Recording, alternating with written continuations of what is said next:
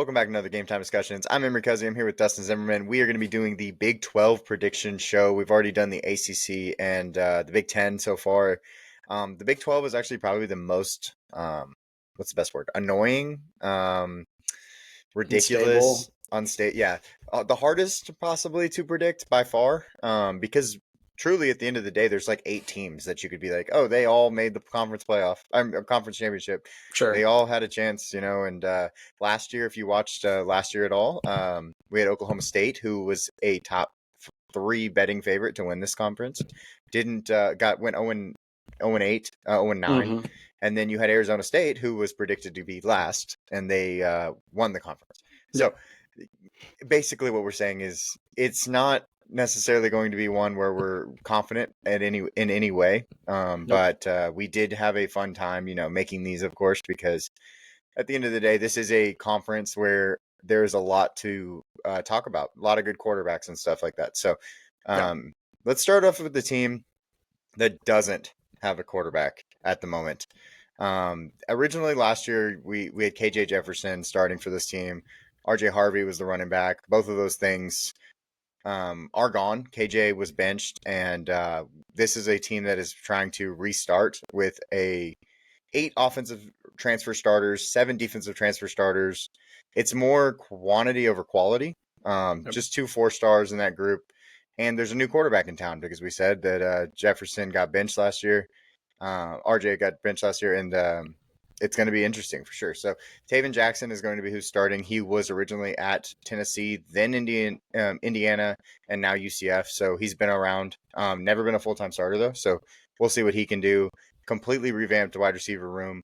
I just think this team, and we have them at 1-8. I have them at 1-8 in the conference. Dustin at 0-9. It's just one of those things where it's like I don't know that they have anything going for them. They lost all of their most productive players: KJ Jefferson, RJ Harvey, Kobe Hudson, who's their receiver, who's pretty good, and even their starting tight end. So it's going to be one of those things where it's really hard to see them winning a bunch of games, or if any, in conference itself. Yeah, they also play a lot of the better teams in the conference, such as like Kansas State, Baylor, Tech, who we'll talk about all of them later.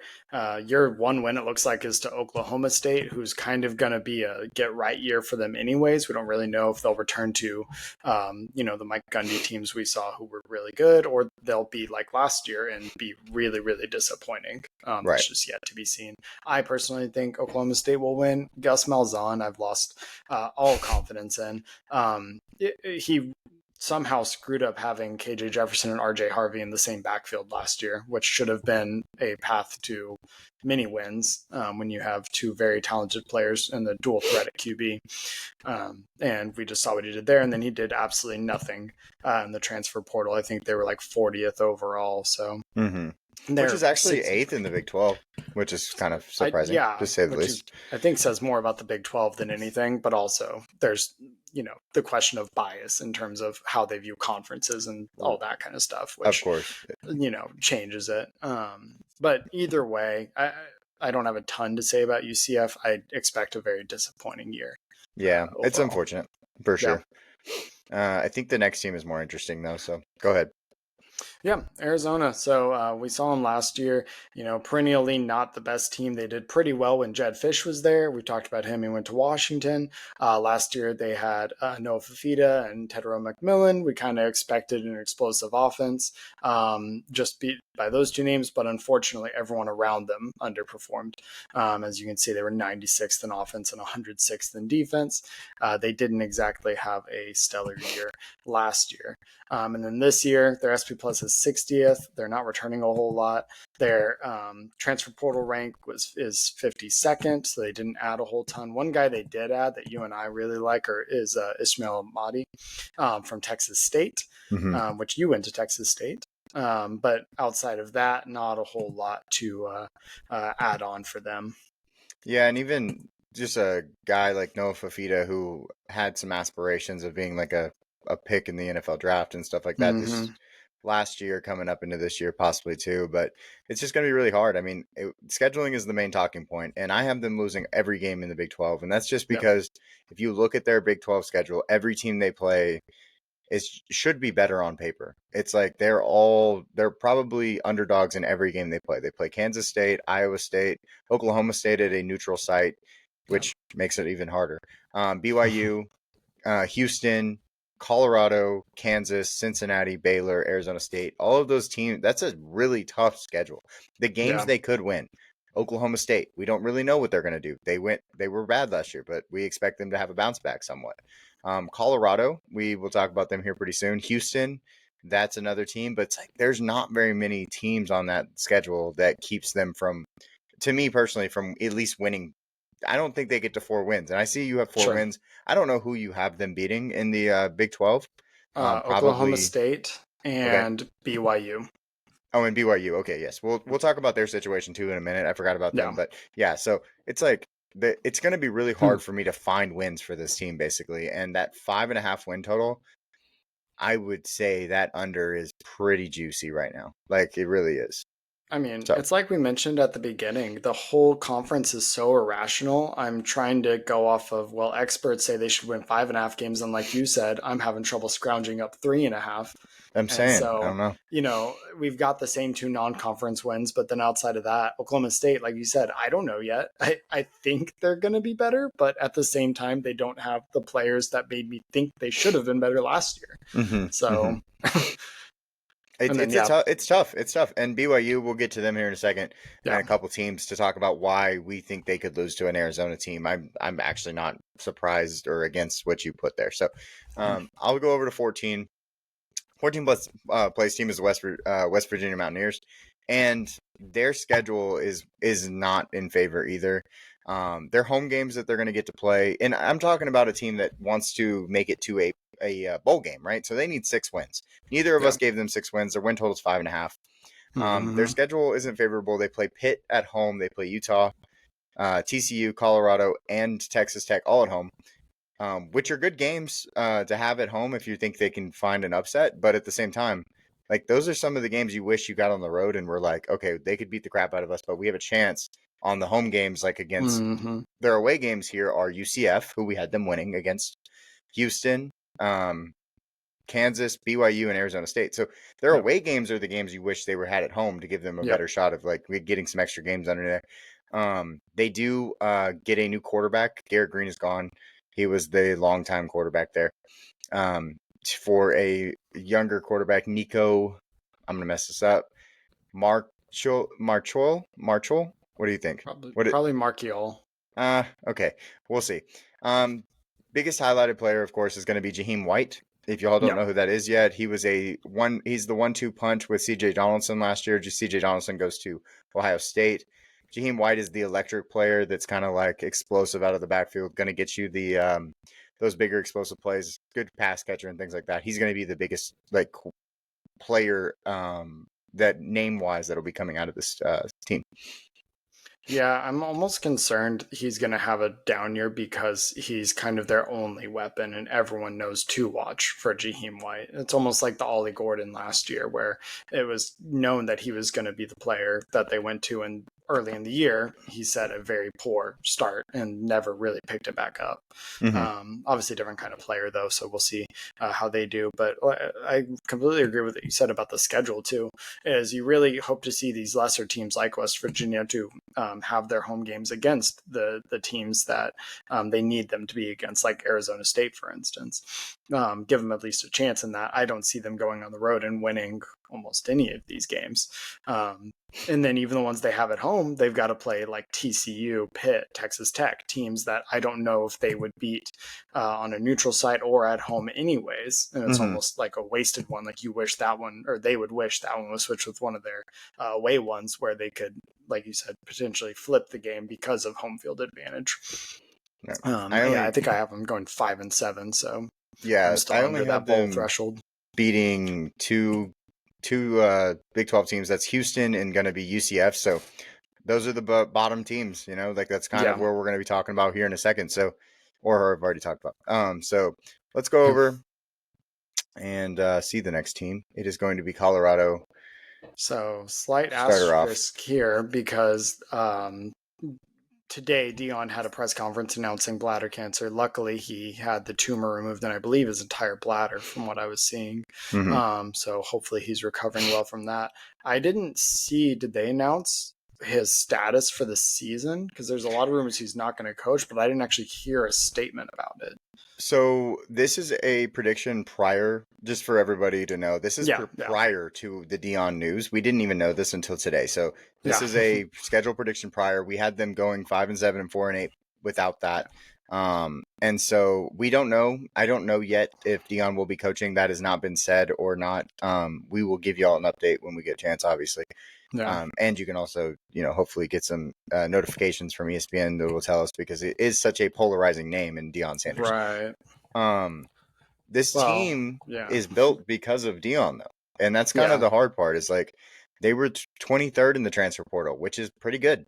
They got a new quarterback situation going on. Caden Salters versus Julian Lewis. Yep. Salters transferring from Liberty. We talked about Liberty a lot last year. Big, conversations between if you go undefeated and whatnot for Liberty, but they decided to lose a game against the worst team in football. Called it.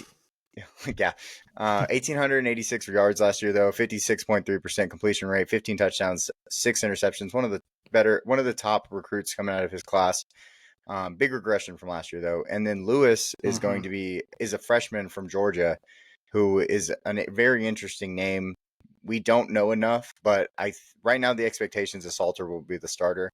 That is a Dion player, though, that was recruited. This team is also losing a lot of stuff. Like, we can't just act like that didn't happen. Shadur Sanders is gone. All 4 of their starting receivers are gone. Including with Travis Hunter. Travis Hunter, the obvious. Jimmy Horn, LeJontay Wester, and I'm blanking on the last one, Reed Shepherd. So that whole thing, or Will Shepherd, I'm sorry.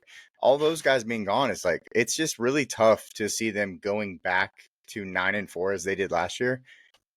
With also a situation now with Dion being, having cancer and stuff like that. This is just and they have a tough schedule. The whole thing is just against this team right now, in my personal opinion. So it looks like AP News says he does plan to coach. Obviously, when we're talking about things like a condition with a cancerous condition, things change quickly, or have the potential to change quickly. So that'll be one of those things that, obviously now with the news, everyone's going to monitor anyways. But right now it looks like he is going to coach. I think, though, regardless, this team just doesn't have the talent they had last year. And I don't know how much of game planning from Dion is what was elevating that team versus having a really good receiving core. Shadur Sanders, who is a very talented QB, as much fun of him as I make, he is very talented, obviously. Right. And same with Travis Hunter, being the number 1 receiver and cornerback in the country, and excelling at both last year. And then their offensive line did improve throughout the year. So that is going to be a big part of what could help them. But they need to keep that going and show it wasn't a fluke, or, they didn't just get better because it was so bad at first that it had to get better, but it's actually improving, and they've got a good game plan going. But, with the records we have, obviously neither of us expect that to hold true. Right. They did revamp that offensive line. They added 6 transfers and 4 starters. Entire offensive line. Which is obviously they needed to do it. Yeah. Talking about the tough schedule, though, they do have to play Georgia Tech, BYU, TCU, Iowa State, Utah, Arizona State, K-State. Those are all of the schools except for Georgia Tech that are in the Big 12 are going to be the top of this, of this grouping. So it's just a really tough schedule. Everything just feels like they are against this team. You actually had them at 4-8, which is even crazy lower than I was expecting. Like, coming into this, I was like, 6.5 total wins. It's like, I should probably get around 6. And then I was like, damn, these are hard games. And they don't have all their players. It was really tough to find wins basically on this team. Yeah. It's very difficult to convince myself to put my stamp of a dub on a lot of the games, especially the ones you just mentioned, the ones you listed. Yeah. Let's go over to the next one. Well, maybe there it goes. Houston Cougars. This one's fun. This is a fun one. Remember, I told you there's some quarterbacks that are we're going to talk about, and the last team in Colorado has some questionable quarterbacks. Houston actually has a fun quarterback that Dustin knows very well. I have his Connor jersey. Wegman, huh? You have his I said jersey? I have his jersey. Heck yeah. Lots of new faces on this offense and defense, but highlighted by Connor Wegman and Tanner Koziel, who we've talked about a bunch, I feel like, on this podcast for Tanner This Koziel is because of his story's crazy awesome. transfer stuff. But Wegman transfers from Texas A&M. He lost the job to Marcel Reed. He's transferring home. I know A&M's not that far Yeah, from Houston if you know the geographics, but he is yeah, from the inner Houston area, I yeah. guess is the best way to put it. Not too far from this school. This school is still in the Big 12, gives him a chance. This team had 14 points per game last year, 133rd. Like their defense was actually really good. If you look up there, they were 25th on the defensive stats, but their offense couldn't get anything going. Dustin, you actually have them at 7-5. I'd love to hear your case on why they go 7-5. That doesn't include Connor Wegman's name. Why would it not include their starting QB? I feel like it has to. Well, I mean, if he's the only reason and he played so No, poorly last year, he's not the only reason. okay. So, two started since we mentioned that though they have a healthy Connor Wigman. Apparently, his Yes. shoulder was thrown out the entire year after the hit in the second quarter, I think, of the Notre Hmm. Dame game, the first game of the year. And then after that, I think it became a mental issue more than anything, a headspace issue. But we're trying to fight through that, knowing he's losing his job, and then with the transfer portal weighing down, these are still young 20-year-old kids. They just aren't. Some of them and a lot of them aren't built for that much different things being thrown at them at once. Right, I for just sure. don't see him continuing to worsen, and especially on a team like Houston, I think he could actually thrive, get his head in a better space because he'll have a much better. I don't want to say much better, like you said, geographics. A&M's very close to Houston, but he Hmm. should be in a better support system, comfort zone, that kind of thing. Add in Tanner Koziel. You've got Willie Fritz as the head coach. He'll be in his second year now, so he should theoretically improve. Plus, he's also bringing in his players, not Dana Holgerson's players. Right. Um, I think that they'll be better in terms of their talent. And then to start the year, they're going SFA, Rice, Hmm. Colorado, who we just talked about, especially with their news, I see being a win, and then Oregon State. So theoretically, they get to 4-0 right then.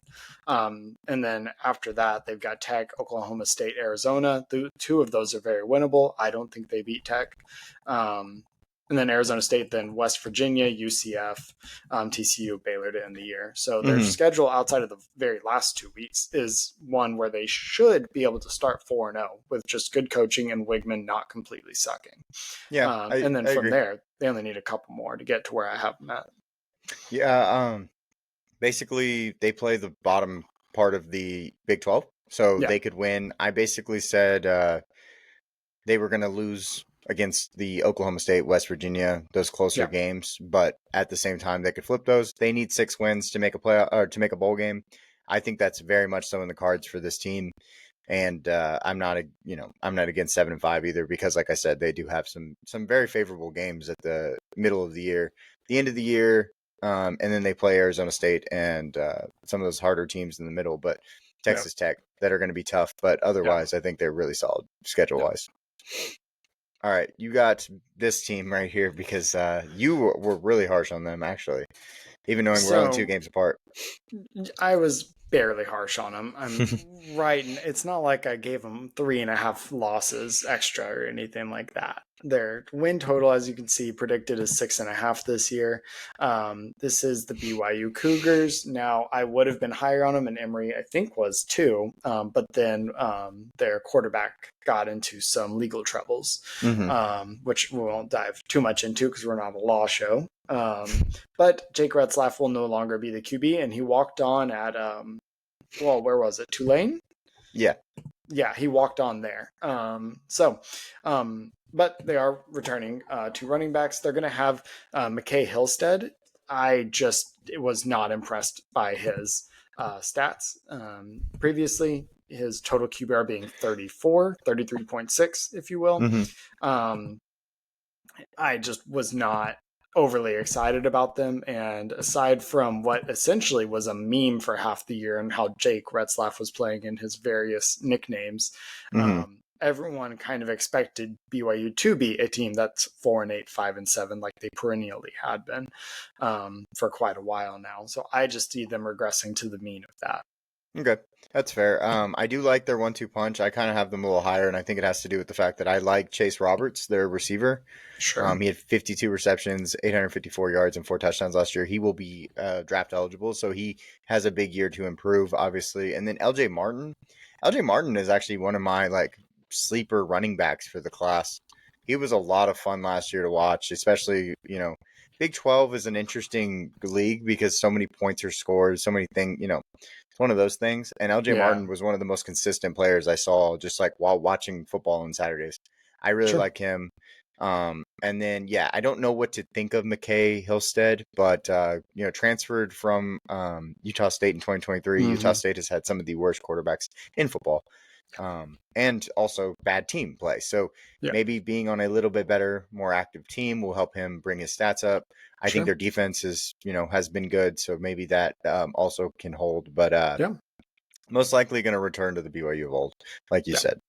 That makes a lot of sense. So let me go over to Oklahoma State, who actually is ahead of BYU, and I was kind of surprised by that. At the end of the day, you had them 7-5. I had them 3-7. 5.5 point win total. This team is going to be losing their best player, and we have them winning a lot more games than they did last year. Yep. They went 0-9. They got the 29th overall transfer portal, though, so they came to play when it came to the transfer Hmm. portal. 5 projected starters on offense, 8 on defense. How they gel will be reflected by the record, in my opinion. But they do have some winnable games to get. I'm trying to get them to 6 games, right? I'm at 5-7. You're at 7-5. I'm trying to get them to 6 games. I see UT Martin, Tulsa, Arizona, Houston, Cincinnati, and UCF all in there. I think all of Yep. those would be games that they can win. You have them winning 7. I don't know who your other team is that I didn't just name, but I think that would get them to their bowl bid. It wouldn't be that surprising if they did get a bowl bid, in my opinion. Mike Gundy's a good coach. Yeah. UT Martin, Tulsa, Arizona, Houston, Cincinnati, and where am I? UCF. Oh wait. Yeah. UCF UCF. for sure. Oh, not Cincinnati. Sorry. UCF. Where is it? Yeah. And then I have them knocking off Iowa State at the end of the year, Okay. beating Gotcha. Kansas, U of H, Tulsa, UT Martin. Yeah. Gotcha. Yeah. Okay. So I Well, that think, makes sense. and it's mainly like you said, Mike Gundy's a good coach, or at least he has been for a long time. He has interesting interviews and will always be probably most known for those. But that's okay as well. He runs a good offense. Obviously, their defense Hmm. was horrible last year. I don't think it's going to be any better because that's just Mike Gundy, and I don't know if he's just given up on coaching defense or what. But and then I think also almost not having Ollie Gordon is a situation where there isn't the expectation he should be good. So then you almost scramble when he's not. They're going to have to play a more well rounded offense. They're forced into it rather than pigeonholing themselves and it not working. And then you see what happens there. Sure. Yeah, 2 years ago, I thought this team was was better on defense, and I think that kind of made their season project better. Yeah. We've talked about it in the past. Ollie Gordon didn't really have a chance this year when they were getting beat by 21 at halftime, and he basically couldn't get the ball. Yeah. So hopefully they don't go down as much, and they can do a little bit better. They do have, the 39th strength of schedule, which is actually kind of high in this conference. Yeah. But they have multiple winnable games to give them a chance to make a bowl, and I think that at the end of the day, they're probably going to be, one of the last teams into a bowl game. Yep. So That's fair. Next Cincinnati. up, the Bearcats. So they're going to be led by Brendan Sorsby. They're Mm-hmm. having a 6.5 win total, and we actually both have them just at 6-6, right below that. So making a bowl game, but not necessarily exceeding those expectations. Brendan Sorsby, though, last year 2,800 yards, 64% completion percentage, 18-7 touchdown to interception ratio. Obviously, we want him to step up. But if you've watched him play, he's a lot of fun and is a gritty player. Will absolutely lead a team. He will be the leader out there, grit and grind kind of guy. We'll let you talk about Joe Royer because I know you love your dark horses. Last year they went 5-7, and we just, I guess you're with me on that. Think that they'll take a step forward, not necessarily a leap forward, but take a step forward. Yeah, and I think they have some winnable games that we like play a bunch of teams that will be in the 7+ win like 7+ wins. So that's kind of the issue is like they play Kansas, they play Iowa State, they play Baylor, they play Utah, but BYU and TCU. Yeah. So they do dodge the difficult schedule, like kind of overall, but they're going to need to win some of these games to get to that 7-8 win Mm. range. I think this team's good enough to do that, though. They're actually pretty solid. They have a pretty solid rushing group between Tyree Walker and Evan Pryor.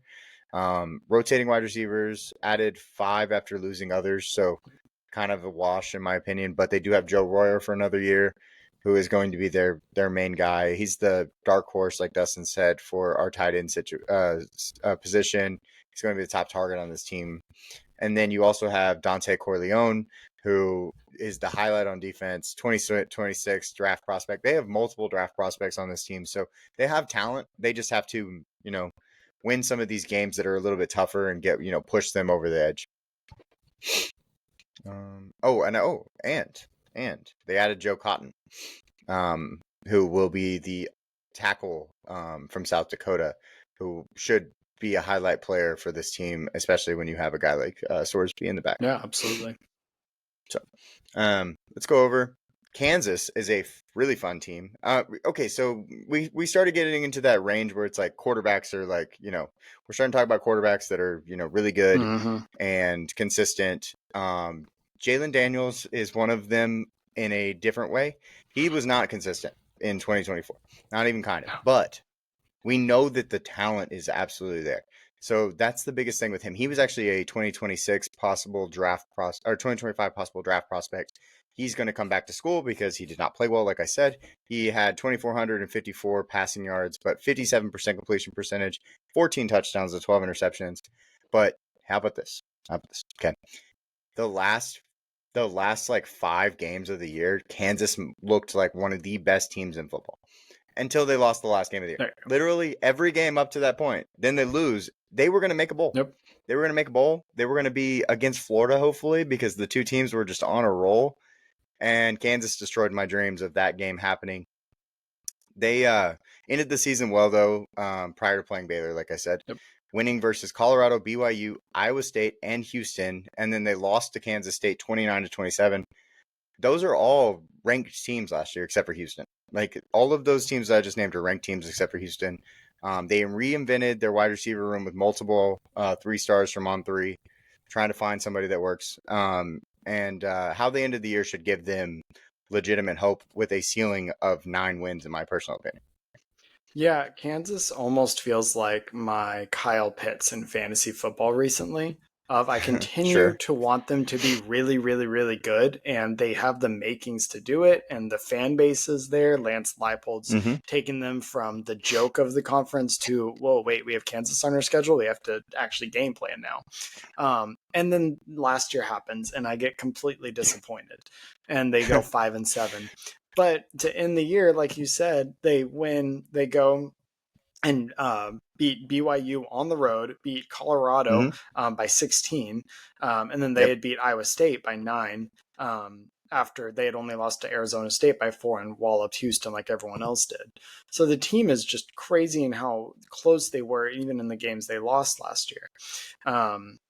But at the same time, I just don't know that I can trust them to get the job done at this point. I've been let down too many times. There's a good chance I draft Kyle Pitts again. I can't go 0 for 2 in my Kyle Pitts in Kansas situation here. What I think is funny and kind of crazy is that you have Kansas beating Kansas State this year, which would be the first time since 2008. And these teams play every year. It's time. Okay. It's still a rivalry. And in 2008, Kansas was really good. Kansas is back to beat Kansas State this year. That's all I'm going to say. I don't know about all that. It's happening. All right. Yeah, I guess you're drafting the fun part. Pitts. That's fine. But the fun part about Kansas is they actually have an 8.5 win total, and we're under it. Both of us. Yeah. I legitimately see a 9-win team. Yep. But I also see a floor of a 4-win team. So it's kind of one of those things that's really hard to figure out what to do with them. Kind of like how you said with Kyle Pitts. Yeah. Like, should you draft him? Should you not? This is the team that you're like, okay, they have the talent, but will they put it Yeah. together? I have them putting it together in certain games. And like you said, yeah, they played all of those teams really tough. Why can't they play Kansas State really tough and beat them? They lost by 2 last year. It's the closest game in like 10 years. Thank you. You just made my So, point. but they're getting better, is what I'm getting at. So why not? Oh, they got better. Or they got lucky. I think they got better. And I think that you're downing a rivalry game right now, and I don't like it. No, You know I how love the important those are, rivalry. how big You those know, are. I love the rivalry. We have an entire rivalry week segment. I know. Our rivalry report is Yes. very, very loved. Yes, it's the best part. So no, I love the rivalry, and Kansas is probably one of those teams that I'm extremely hesitant on. But if by week 3, they come out and looking like the Kansas I thought they would, such as with the Missouri win, who's going to be their third win of the game, then if I was to give an update on this, that 7 turns into like a 9 or 10 that quickly. sure. Because I just need them to prove to me they're not going to do what they did last year and actually grow up and mature past it. Right. No, yeah, I think that's fair. Without them, even if they lose to Missouri, though, they're probably 5-1 before they play a upper echelon team in Texas Tech. That's how I have them going to.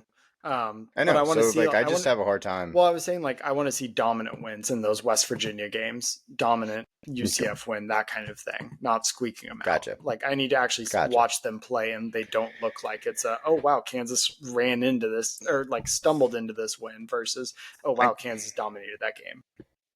I get that. I think one thing about Kansas though is they're probably the team that will always play to their opponent. I think that's the type of team they are. I think if they're playing a good team, they're going to play way up. Yeah. If they're playing a bad team, I think they come down. That's the type of team I've felt for like last year for sure. Yeah. That's how Kansas was. Yeah, I need them to not do that. That's fair. I get it. But it gives them a chance in every game. Yeah. So I actually, I don't love that. No, because that also means it gives them a chance to get upset in the ones they for no reason. Yes, exactly. West Virginia is a scary game, right? Yes. But let's go over to the next team. You've got it. The Cyclones, Iowa State. And I always love when we have the same amount of wins and it's right next to the win total. So that being said, the Big 12 conference as a whole is still extremely unstable. They've got Rocco Becht. That's pretty much who this team's going to rely on. He's the quarterback there last year, 3,505 yards, 59% completion percentage with a 25-9 touchdown to interception ratio. But they do lose Jalen Noel and Jaden Higgins, both to the Texans, I believe, right? Yes. But then their schedule is better this year. They're going to be playing Arizona, Cincinnati, and Colorado, who are, as we've discussed, lower echelon teams, if you are lower tier within the Big 12. And then on top of that, they will be playing BYU, Arizona State, TCU, and Kansas. And who we just talked about, a team like Kansas isn't necessarily that top tier or elite, if you will. And their coach is good. They've got a good program over there. They've been steadily increasing and been consistent recently. They kind of feel like a team where they should be, whatever their expected win total is, they should be just slightly above it. Pretty much yearly lately. And I just don't see this year being any different from that.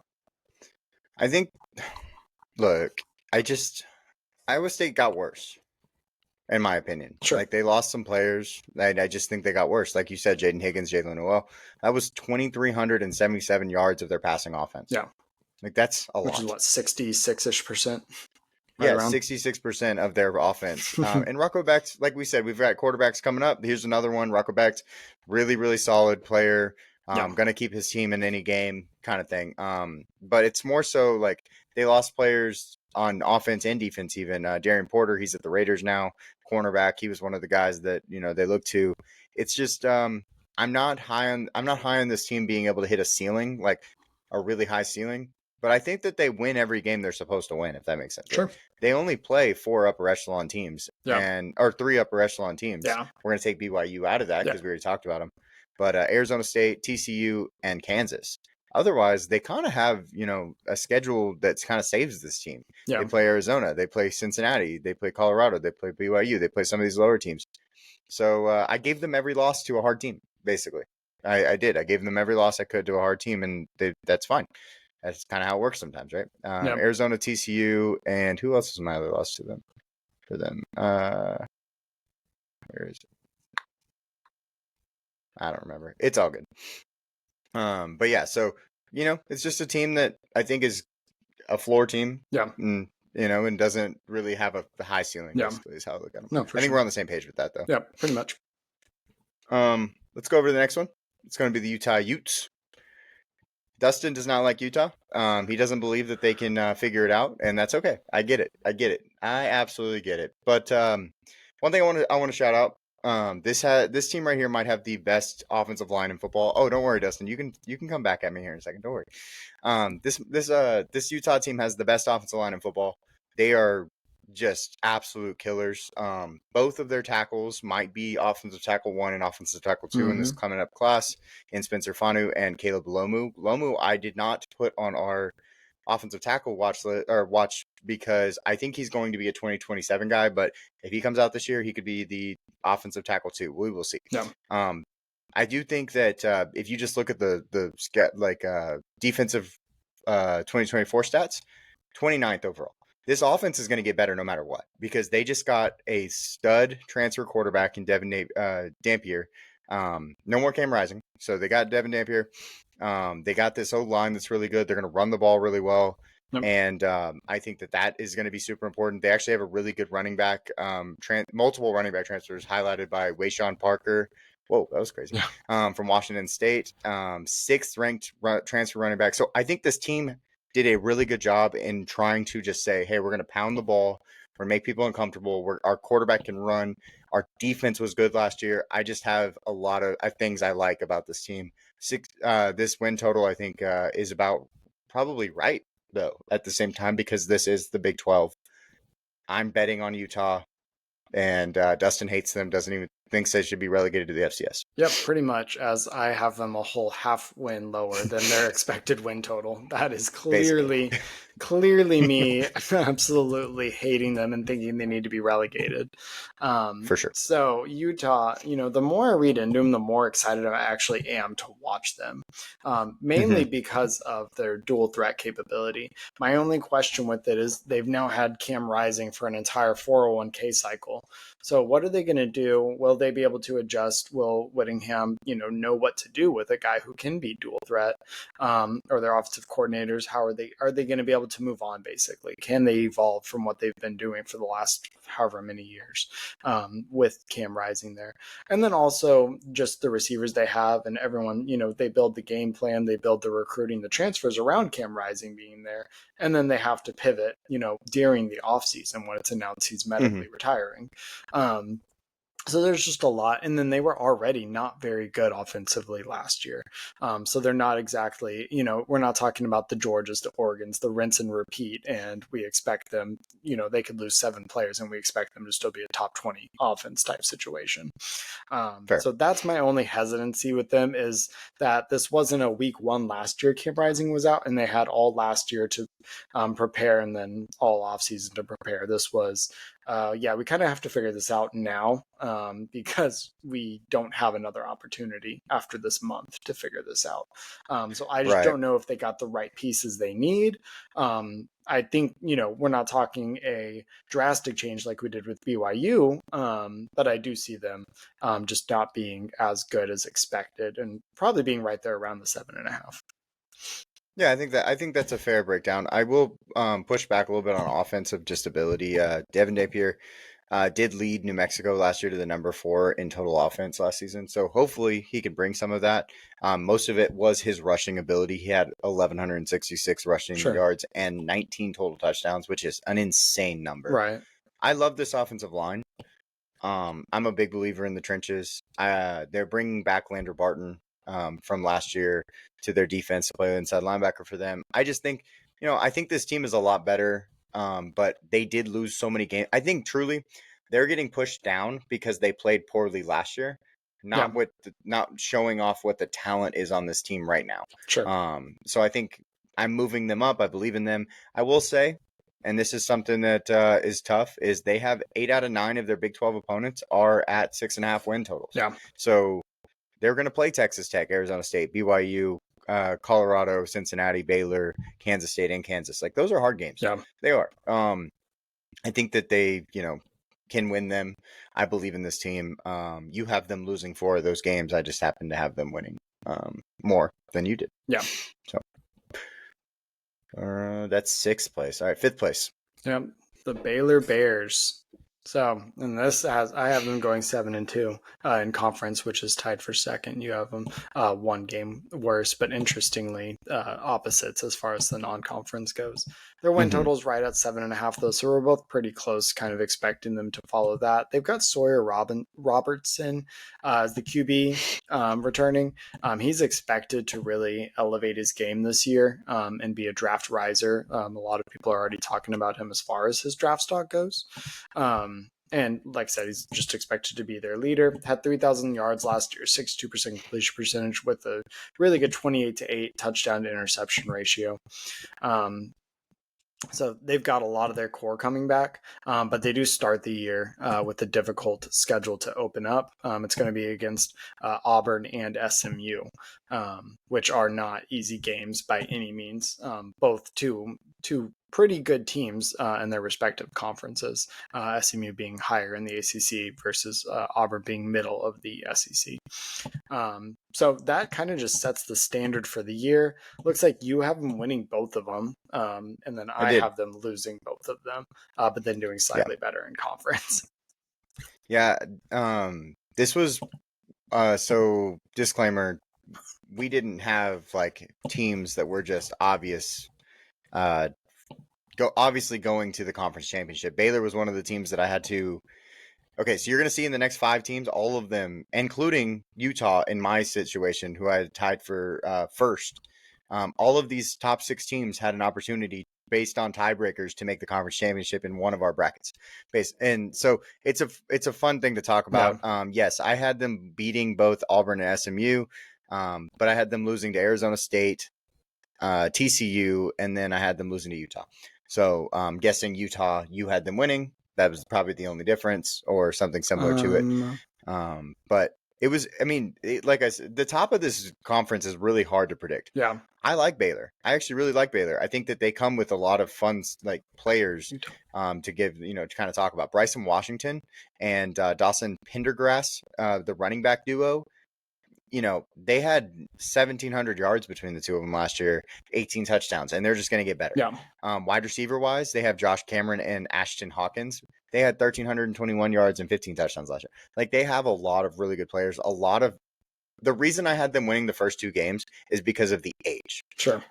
If you look at this team, their offensive line, all of them are senior aged or better. Yep. They have Sawyer Robertson, quarterback, ready to go. Bryson Washington, who's going to be a running back in the 2027 class possibly, or 2026 class possibly. I just think they did a good job keeping this core together. Sure. They, like you said, they have tough out of conference games, but if you just look at their conference schedule, it's actually pretty easy. Yeah. They have Arizona State, Kansas State, TCU, Utah. I had them losing 3 of those games. You probably had them losing 2. This is a team that could challenge for a Big 12 championship appearance, though. I think this is a good team. It's just going to come down to splitting hairs at the end of the day with this one. Sure. And then Texas Tech, another team that has an opportunity. I'm not going to tell you who made the conference championship. You can hang out with us for a second, and you'll get to see it. But Texas Tech was rebuilt from the ground up, basically. Yeah. They needed to do something about their defense. 460 yards given up last year, 127th is just not good enough. Guess what they do? They go and get 5 new D linemen. They just got the 4 projected starters on the D line, including David Bailey, who's just a pass rush specialist and just insane. Central Florida's Lee Hunter, Skylar Gill Howard out of NIU, and then Romello Heights out of Georgia Tech, who I'm actually really excited to see play. He's got a lot of promise, a guy that we aren't talking about enough. But then they also did it on offense. They got 3 new old linemen. They got a tight end in Terrence Carter, who was a top 10 tight end. They got a top 10 running back in Quentin Joyner, who's out of Manor, which is down the street. I have a buddy that actually coaches for Manor. So that's very cool. And then Reggie Virgil out of wide receiver. And then the best part about these teams at the top, we keep talking about it, they return their quarterback. Baron Morton had 3,335 yards last year. He had the 63.3% completion rating, 27 touchdowns, 8 interceptions. Like, he was really solid. He could challenge to be like one of the best quarterbacks in this conference, which is pretty impressive for a guy that we're not talking about enough, probably. Yeah. And then on top of that, I did all those things, those fun things. They're 8.5 win total. They also have one of the easiest schedules. Yep. So it's just all of that all put together makes this team a 10-2 team in what I think. I don't know who you had losing. I'm guessing you already checked. But who you had beating them. I just had Arizona State, and I had Kansas State. So Arizona State, Kansas State, 2 teams we haven't talked about yet are the only teams I had beating them. So I had them losing to Arizona State, Kansas State, and Utah, actually. And Utah. Main reason for the Utah one is that is their first conference game. And with the amount of overhaul they got in the transfer portal, and I've said this on other conference schedules we've done, is they need to get right game, figure everything out. Now, that could very easily be flopped to a win, and then we have them tied, or we have the same record prediction for them. Right. I just don't know how they're going to gel yet.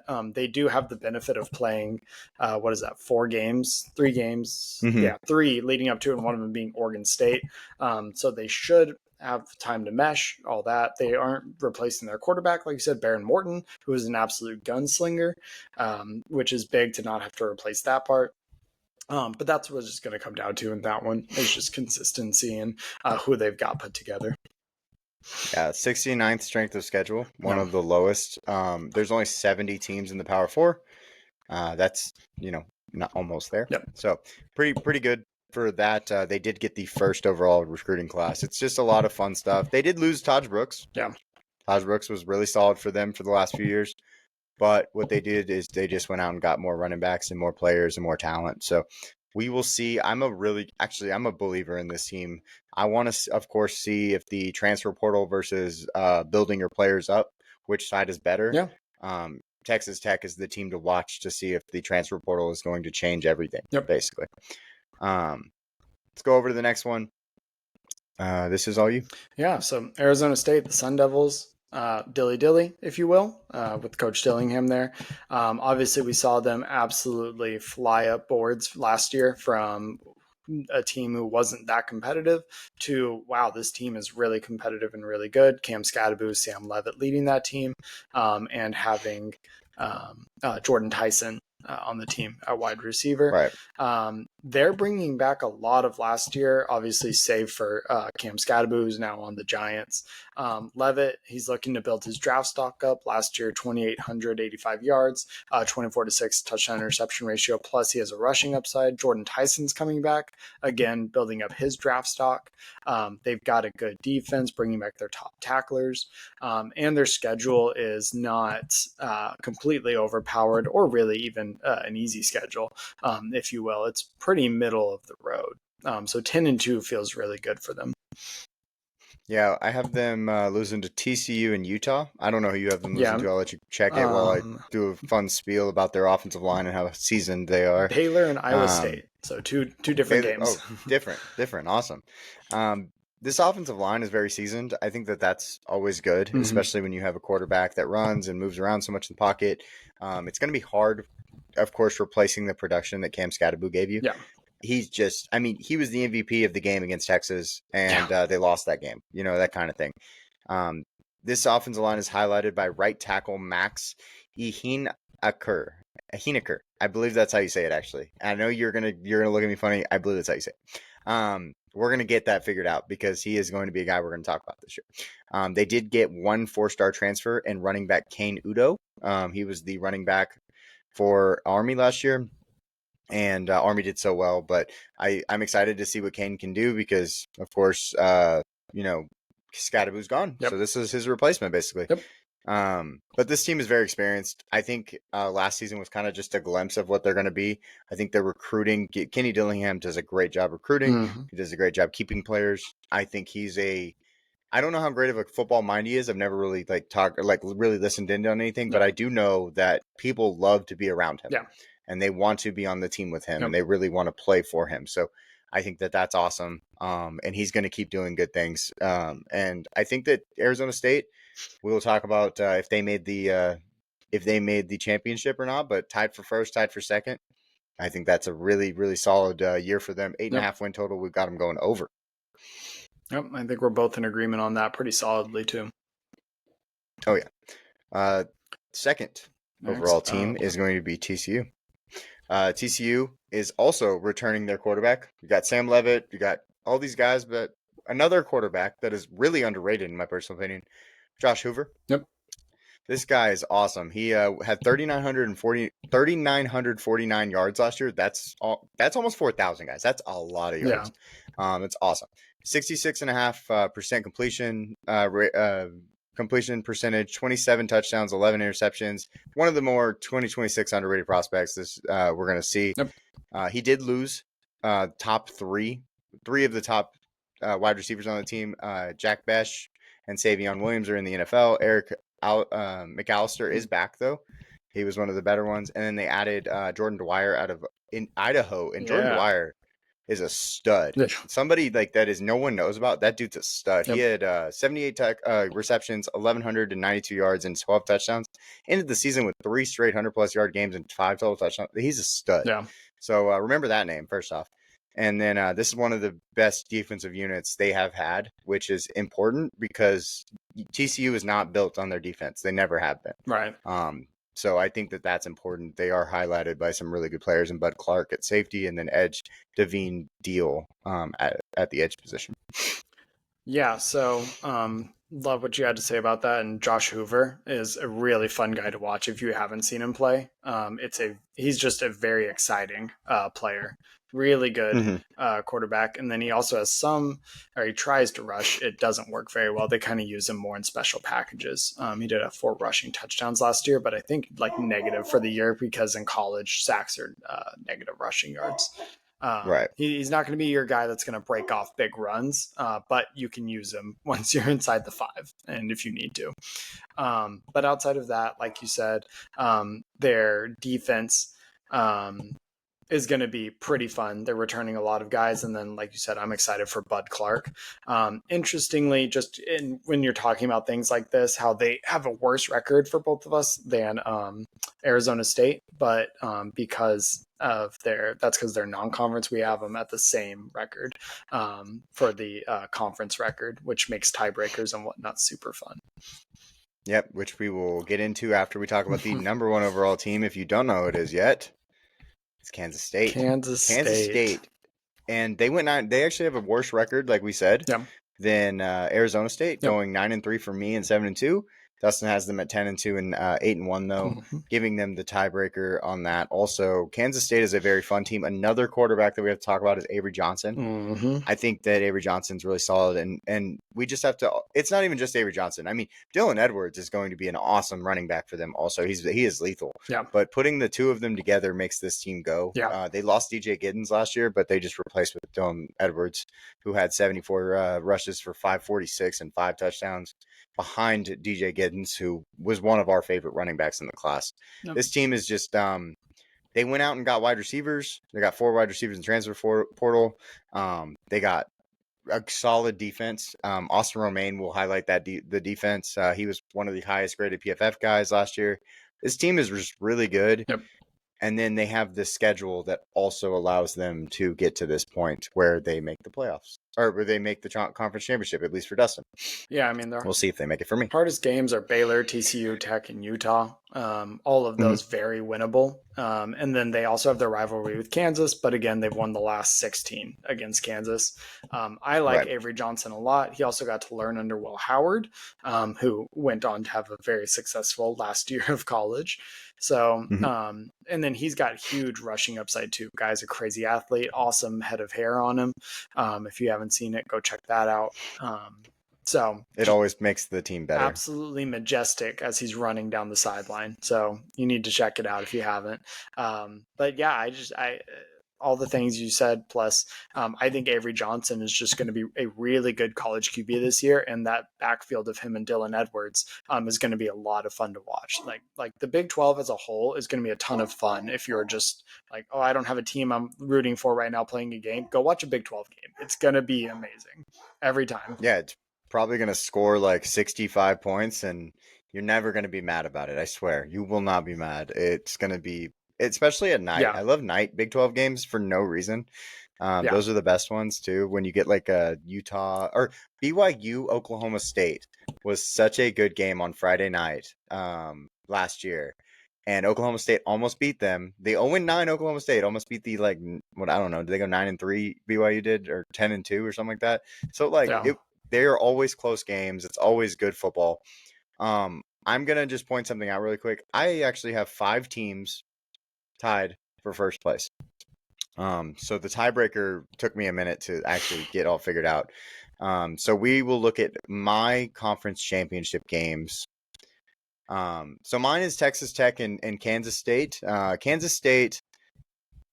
Well, okay. So my 5 teams. Let me rephrase this: Kansas Yeah. State, Arizona State, TCU, Texas Tech, and Utah are my 5 teams.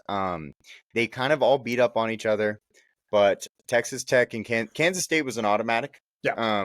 Because of their wins, but Texas Tech had to win a tiebreaker. It went to the third tiebreaker on the Big 12 page, which was just it's always fun. But so I had to like do some research on how they finished out their tiebreakers. But yeah, Texas Tech finds a way in. I think in this game, Kansas State versus Texas Tech, I'm going to be taking Texas Tech. I believe in Texas Tech, being able to win a game this late in the year. Yep. Especially like we talked about after all of the, questionable things they have to go through to get their team together. Yeah. You kind of said it more than me, but even so, they're going to have to jive a little bit Yep. before they can win some games. And so I think they do that. They only lost to Arizona State and Kansas State. Yep. So they already lost to Kansas State once. I think that they can beat Kansas State the second time around in the championship game. And they will be in the playoffs. Kansas State would probably not make the playoffs for me because they would be 9-4 at this point. Yeah, that makes sense. So. I love it. I love a Red Raider championship. Sorry. Yes, it's going to be awesome. And we're going to all know the quarterback's name for the Red Raiders. So unfortunately, Tech did not make it, and mine comes down to TCU and Kansas State. And again, it's just tiebreakers. I had obviously Kansas State was my only 8-1 team, but I did have 3 teams tied for second in Arizona State, Baylor, and TCU. But that being said, if I had to pick one, I'd Kansas State beating TCU in the regular season.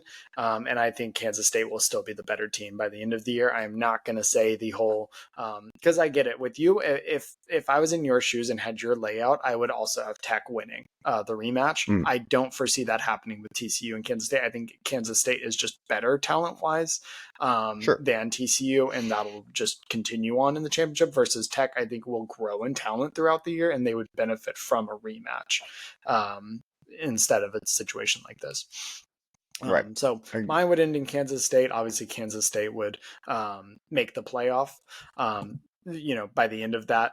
And then you would be looking at a team like Arizona State or potentially even Tech going 9-3 as getting a second bid into the Big 12. And, depending how they're going to do it this year, possibly if they get a third team, I think that's who it would be for me. It would be Kansas State, Arizona State, and Tech.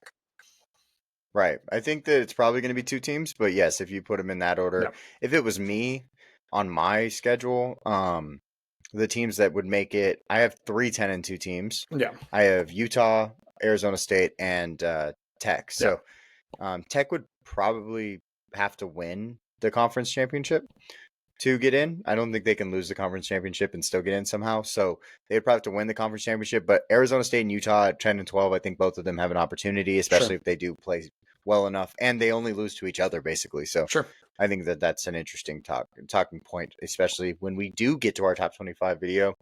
Like we said, we're going to be doing this. We have the SEC next week. We have non-Power 5 teams after that for teams that have a chance to make it into the playoffs. And then we will be doing a top 25 breakdown, and then we'll do our bracket and all that fun stuff. So that's all coming up. We will talk about how we figured out how we rearranged these schedules and talked about, getting these teams in, because that's going to be really important, especially because we do have some teams that have big differences in records. Yep. But I had a lot of fun doing this Big 12. I think that it's super difficult to predict. I would not put any money on anybody. If I was you, please don't waste your money on the Big It's not 12. worth it. But because there's definitely some easier conferences. Watch it The Big and 10 enjoy. is much easier. Be able to just The SEC, watch it and enjoy. Sure, yeah. Enjoy these games. Yeah, they're going to be fun. But we appreciate y'all hanging out with us. Dustin, any closing remarks before we get out of here? Teaser for next week's SEC. DJ Lagway has been in a boot for the last week or several days at least, as training camp is opening. So that will be interesting to see what happens with Florida, and hopefully that's nothing more than a precautionary thing entering camp this year. Of course. But I appreciate y'all hanging out with us. We will see y'all on the next video. And like, subscribe, comment. We always forget to say that. We really forget to say that. We try to get in and out on these videos. It took us an hour. We talked about 16 teams. That's pretty good, honestly. Yeah. But we appreciate y'all hanging out with us, and we'll see y'all on the next one. Thank y'all very much.